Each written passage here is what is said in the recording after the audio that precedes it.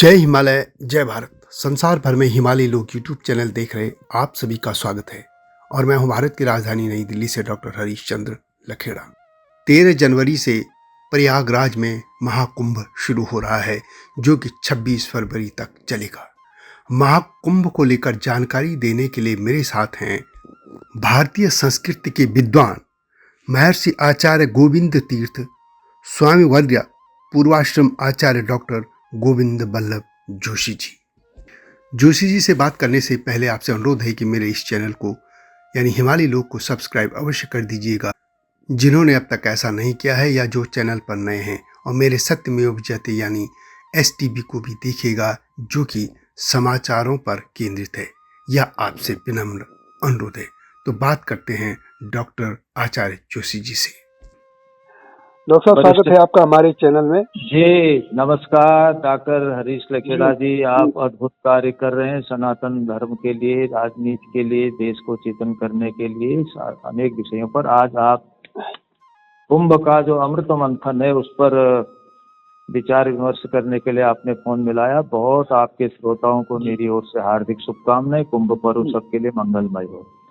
तो ये जो कुंभ होने जा रहा है प्रयागराज में, ये कुंभ है कि महाकुंभ है कि क्या, इसको जरा हमारे दर्शकों को समझा दीजिए। देखिए, कुंभ तो कुंभ ही होता है। प्राचीन नाम कुंभ पर्व ही कहा गया है। ये कुंभ पर्व है, लेकिन इसको महाकुंभ क्यों कहा जा रहा है उसके पीछे एक तर्क ये है। 144 वर्षों के बाद ऐसा संयोग आता है ग्रहों की इस स्थिति में। कारण क्या है? 12 वर्ष में कुंभ होता है और 12 वर्ष के बाद जब 12 वर्ष बीत जाएंगे तो 12 गुणा 12 बराबर 144। तो इसलिए इसको विशेष महाकुंभ कहा जा रहा है। कुंभ मूलतः कुंभ पर्व ही है, इसलिए इस वर्ष ये 144 साल माने 12 कुंभ संपन्न होने के बाद तब ये कुंभ प्रयागराज का हो रहा है। और बृहस्पति, चंद्रमा और सूर्य की स्थिति पर ही कुंभ लगते हैं। मुख्यतः बृहस्पति और सूर्य इसका कारक है और चंद्रमा की स्थिति उन पुण्य कालों में सहज हो जाती है। देखिए, ऐसा है, हमारी 12 राशियां हैं और बृहस्पति एक राशि में 1 साल तक रहता है। बृहस्पति का जो विचरण समय है वो 1 वर्ष का है। तो 12 वर्ष के बाद बृहस्पति उस राशि में आता है जी। तो बृहस्पति और सूर्य की स्थिति ही कुंभ का कारक बनाती है। 12 वर्ष में बृहस्पति आएगा उस राशि में, तो गुरु बृहस्पति वृषभ राशि में और सूर्य जब मकर राशि में होता है तब प्रयागराज में कुंभ मेला होता है। तो वृषभ राशि में देवगुरु बृहस्पति और मकर राशि, वृषभ राशि में अब 12 साल के बाद बृहस्पति आएंगे। तो इसलिए इस वर्ष वृषभ राशि में देवगुरु बृहस्पति आ रहे हैं, वो 1 वर्ष तक रहेंगे और सूर्य मकर राशि में, और तब प्रयागराज में कुंभ होता है। अच्छा, इसमें एक और परिस्थिति है। इसमें जो अमृत योग बनता है साथ में, वो चंद्रमा की स्थिति है।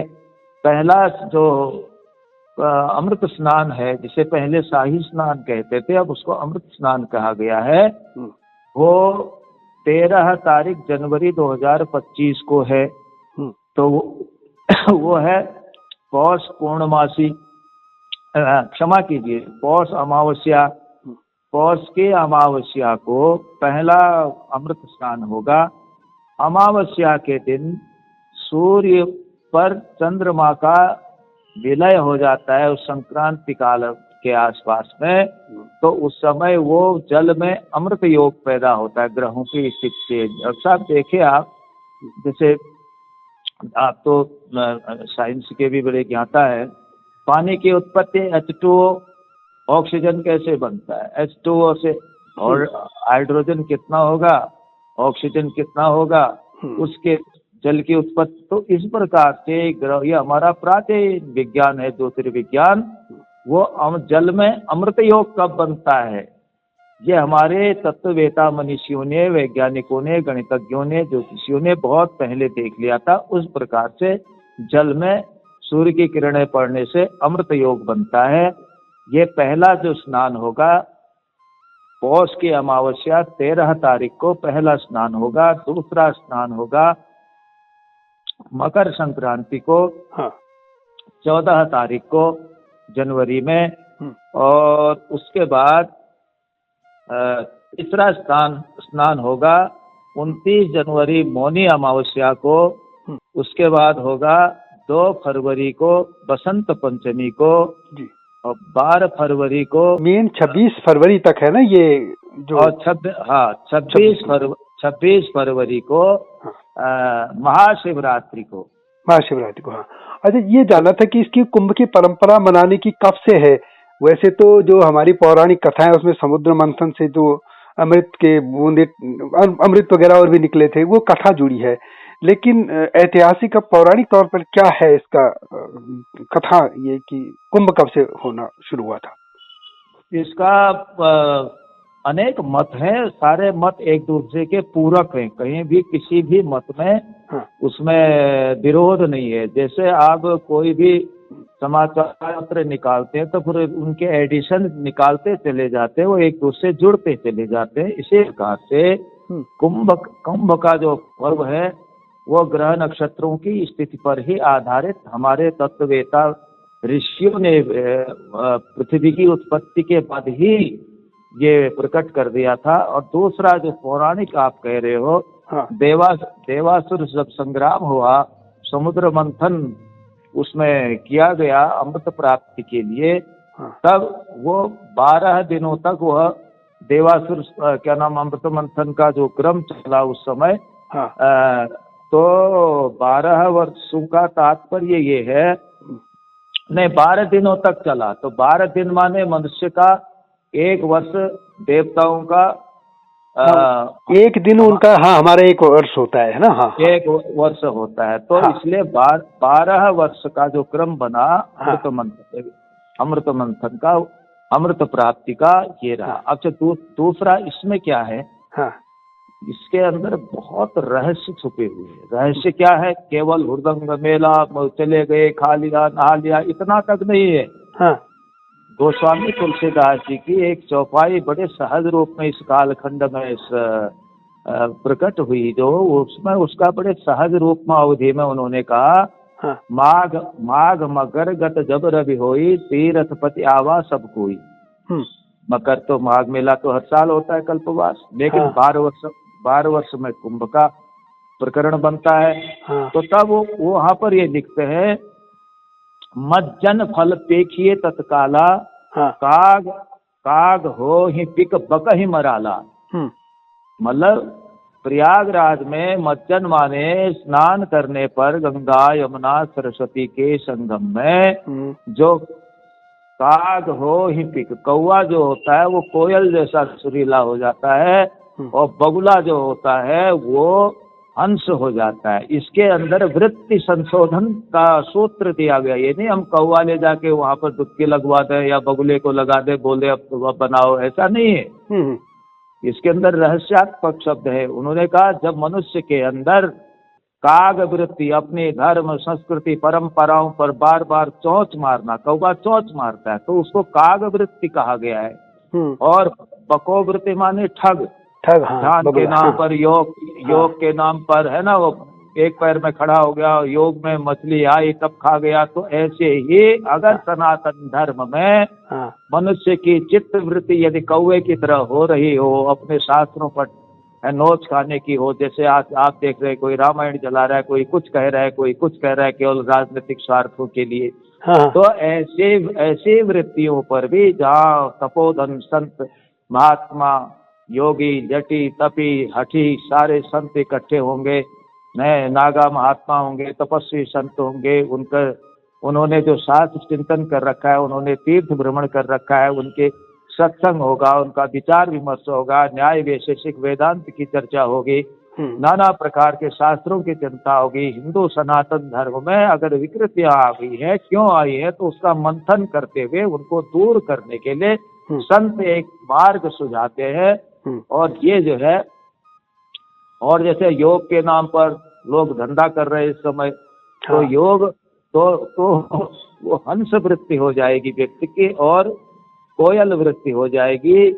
इसलिए कुंभ का जो पर्व है ये इस ओर भी इशारा करता है। भगवान आदि शंकराचार्य ने, भगवत पाद ने इसको, पहले तो क्या था, बहुत पहले तो लोग जब भी पर्व आता था, हमारे ज्योतिर्विज्ञानिक, ज्योतिषी आदि गणितज्ञ लोग उस पर्व को पंचांग में लिख देते थे। लोग बिना आमंत्रण, अब भी बिना आमंत्रण के करोड़ों लोग वहां जा रहे, यही तो क्या नाम रहस्य है भारतीय परंपराओं का। पहुंचते थे, लेकिन साधु संत भी पहुंचते थे, सभी जाएंगे, हिंदू समाज के वो गुरु हैं तो सभी लोग पहुंचते थे। बाद में शंकराचार्य जी ने उसको बहुत एक व्यवस्थित करके उसमें एक आचार संहिता बनाई, वहाँ कैसे चिंतन मनन हो, और जो अमृत स्नान जिसे शाही स्नान कहा गया। अखाड़े भी बनाए थे उन्होंने, अखाड़े बनाए वो। अलग अलग परंपराओं से वो उत्तर पूर्व पश्चिम 4 आश्रमों की स्थापना की।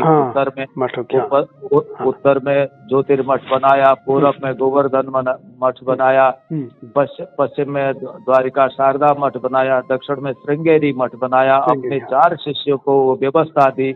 ऋग्वेद, यजुर्वेद, सामवेद, अथर्ववेद की अन्य अन्य नाना शाखाओं के अध्ययन का उसमें चिंतन के लिए उसमें बटुक ब्रह्मचारी ब्राह्मण सब तपस्वी साधक तैयार होते थे। फिर उस प्रकार से वैदिक सनातन धर्म का जो सार्वभौमिक, सार्वकालिक, सार्वदेशिक सबका विकास, सबका विश्वास प्रकट करने वाला जो चिंतन था, उस पर मंथन करने की परंपरा करी। अच्छा, इसमें एक और बात हुई बाद में, जैसे ये अभी पेशवाई कहते हैं ना, पेशवाई, हाँ, जब वो कुंभ में प्रवेश करते हैं उसे पेशवाई कहते हैं। हाँ, पेशवाई का मतलब कुछ लोग समझते तो उर्दू का शब्द है, जैसे पेशकार या पेशवाई, वो महाराष्ट्र के थे ना मंत्री, वो पेशवा से। हाँ, ये उर्दू शब्द ने बाजीराव पेशवा ने बाद में उन्होंने कहा नहीं, ये हमारे धर्म गुरु है। जैसे हम लोग राजा महाराजा, हमारे पेशवा अपने लाभ लश्कर के साथ जाते हैं, हम अपना वो स्वरूप, हमारे गुरु उसी स्वरूप में जाए, इसलिए पेशवाई शब्द का ये अर्थ है, इसमें जोड़ा गया। हाँ, पेशवा, ठीक। अच्छा, एक और जाना था कि बौद्ध इस उसे महाकुंभ पर अपना दावा ठोकते हैं कि हमारा था, ये क्या है बौद्धों का खेल? देखो, इस समय लोगों का एक ही काम है, कोई न अमृत मंथन करता है, न स्नान करते हैं, अंतर्राष्ट्रीय स्तर पर पैसे आ रहे हैं, लोग बितंडाबाद खड़ा करते हैं, केवल दावा ठोकने की बातें हो रही है। दावा क्यों ठोकना भाई कुंभ पर? अब आप बताइए, भारतवर्ष में सनातन धर्म के मूल से जितने भी ये हमारे पंथ प्रकट हो रहे, वो सब सनातन हिंदू है। वीर सावरकर जी ने लिखा था इस बात को, उन्होंने कहा जैन है, बौद्ध है, सिख है, सनातन है, ये सब लिंगायत है, आर्य समाज, ये सब कौन है? जिनकी पितृभूमि और पुण्य भूमि भारत है। हाँ, उन सबका उसमें है, लेकिन उसमें ये नहीं कि हमारा है दावा ठोकर। ये संपत्ति का जो वितरण नहीं है, ये शांति और सुख सौहार्द का संगम है। हाँ, एक सामूहिक हमारी जो संस्कृति है, विरासत है, वो है ना। हाँ, और उसी का समन्वय नाना पंथ संप्रदायों में अगर कोई वैमनस्य भी हो रहा तो उसको दूर करने के लिए वहाँ पर संतों की सभाएं, महात्माओं की सभाएं, चिंतन मनन, ये सब चलता है। इसके लिए कुंभ है, ये दावा ठोकने के लिए नहीं है कुंभ है ना। जैन बौद्ध। अच्छा, अब आप देखिए, अब सिख पंथ में एक निर्मल संप्रदाय है, निर्मल संप्रदाय है। हाँ, और वहाँ पर शाही जब ये अमृत स्नान होता तो निर्मल अखाड़े के, उसको निर्मल अखाड़ा कहते हैं। और एक उदासीन अखाड़ा है। हाँ, जैसे सन्यासियों के अखाड़े हैं, निर्वाणी, निरंजनी, जूना आदि, उसी प्रकार से बैरागियों के अखाड़े हैं। हाँ, वैष्णव के, और उसी प्रकार से हमारे निर्मल संप्रदाय है, सिख पंथ से लगे। तो हमारे यहाँ सभी हिंदू सनातन वैदिक धर्म जिसका मूल है, जड़ है, उससे उत्पन्न सभी लोग वहां पहुंच करके राष्ट्र चिंतन के लिए, देश को समृद्ध करने के लिए, अपनी प्राचीन परंपराओं को सुदृढ़ करने के लिए संतों के पावन सानिध्य में जाकर के स्नान क्यों होता है? क्योंकि स्नान से शरीर की शुद्धि होती है, शरीर, और उसके बाद आत्मा की शुद्धि होती है। संतों की वाणी से, शास्त्रों के चिंतन से उसका विमर्श पैदा होता है। इस प्रकार से उसका जो है, उसका जो चिंतन है वहाँ प्रकट होता है। इसलिए इसमें दावा ठोकना, वितंडावाद ये बिल्कुल उचित नहीं है जी। तो डॉक्टर साहब बहुत बहुत धन्यवाद, आपने जानकारी दी। आपको भी कुंभ पर्व की शुभकामनाएं। जी डॉक्टर साहब, आप भी जाइए, वहाँ बहुत बढ़िया मीडिया सेंटर बने हुए हैं जी। योगी आदित्यनाथ जी ने बड़े हृदय की गहराइयों से उसकी तैयारी कर रखी है, मुख्यमंत्री जी ने। हाँ। और आप भी जाइए, आप जैसे प्रबुद्ध पत्रकार वहाँ जाएं और उस भाव को प्रसारित करें लोगों तक। आपके श्रोताओं को, दर्शकों को बहुत बहुत शुभकामनाएं। ये जो अमृत संयोग कुंभ का है, ये जो अमृत है, सबको प्राप्त हो। हर हर गंगे, नमः शिवाय, बहुत बहुत शुभकामनाएं। आपको भी शुभकामनाएं। धन्यवाद। वीडियो कैसी लगी या संवाद कैसा लगा कमेंट में अवश्य लिखें। जल्दी आऊंगा नई गाथा के साथ, तब तक जय हिमालय, जय भारत। हिमालय पे पेड़ हो तो गीत गाएंगी नदियाँ, गीत गाएंगी नदियाँ। पेड़ों पे चिड़िया है तो गीत गाएंगी नदियाँ, पेड़ों पे चिड़िया है तो गीत गाएंगी नदियाँ। माँ की लोरी जैसे होते हैं नदियों के गीत,